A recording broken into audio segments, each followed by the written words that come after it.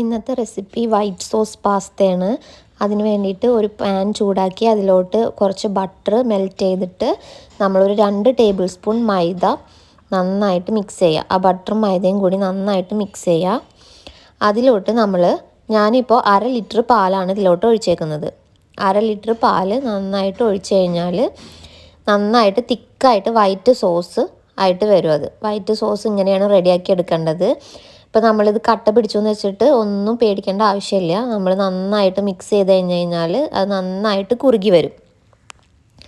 ഈ സമയം കൊണ്ട് നമ്മളവിടെ പാസ്ത റെഡിയാക്കി വെക്കണം. പാസ്ത എങ്ങനെയാണ് ഉണ്ടാക്കി വെക്കണമെന്ന് വെച്ചാൽ നമ്മൾ ഒരു പാത്രത്തിൽ വെള്ളം ചൂടാക്കിയിട്ട് അതിലോട്ട് കുറച്ച് സോൾട്ട് ഒഴിച്ചിട്ട് അത് തിളച്ച് വരുന്ന സമയത്ത് കുറച്ച് ഓയിലും കൂടി ഒഴിക്കാം. അതെന്തിനാന്ന് വെച്ച് കഴിഞ്ഞാൽ അത് കട്ട പിടിക്കാതിരിക്കാൻ വേണ്ടിയിട്ടാണ്. എന്നിട്ട് പാസ്തയും കൂടി ഇട്ടിട്ട് ഒരു 5 മിനിറ്റ് വേണ്ട, 5 മിനിറ്റിന് മുൻപ് തന്നെ അത് വെന്ത് കിട്ടും. നന്നായി തിളപ്പിച്ചിട്ട് വെള്ളം വാറ്റി കളഞ്ഞിട്ട് അവിടെ വെക്കണം. അങ്ങനെ നമ്മൾ പാസ്ത റെഡിയാക്കിയിട്ട് അവിടെ വെക്കണം. എന്നിട്ട് ഇപ്പോൾ നമ്മളിപ്പോൾ ഈ പാല് നോക്കിയിട്ടുണ്ടെങ്കിൽ നന്നായിട്ട് തിക്കായിട്ട് വന്നിട്ടുണ്ടാവും. ഇനി നമ്മൾ അതിലോട്ട് കുറച്ച് ഡ്രൈ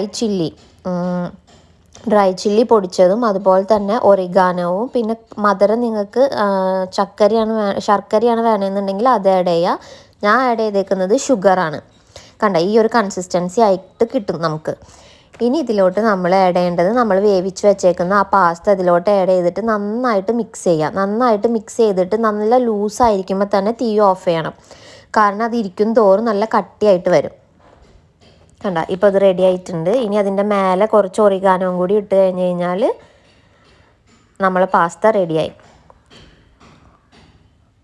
പിന്നെ ഞാൻ ആഡ് ചെയ്തിട്ടുള്ളത് ചില്ലി ഫ്ലേക്സും ഒറിഗാനോവും കൂടിയും കുറേശ്ശേയും കൂടി ആഡ് ചെയ്യുക. അപ്പോൾ നമ്മളെ പാസ്ത റെഡിയായി. ഇതാണ് നമ്മളെ വൈറ്റ് സോസ് പാസ്ത. നല്ല സൂപ്പർ ടേസ്റ്റാണ്. മധുരം നിങ്ങളുടെ ഇഷ്ടത്തിനനുസരിച്ചിട്ട് ആഡ് ചെയ്യാം. എല്ലാവരും ട്രൈ ചെയ്ത് നോക്കണേ. നമുക്ക് പെട്ടെന്ന് ഉണ്ടാക്കാൻ പറ്റുന്ന ഒരു ഈസി ആയിട്ടുള്ളൊരു ഡിഷാണിത്. നമുക്ക് ഡിന്നറും ബ്രേക്ക്ഫാസ്റ്റും ഒക്കെ ആയിട്ട് യൂസ് ചെയ്യാം. എല്ലാവരും ഉണ്ടാക്കി നോക്കിയിട്ട് എങ്ങനെയുണ്ടെന്ന് കമൻറ്റ് ചെയ്യണേ.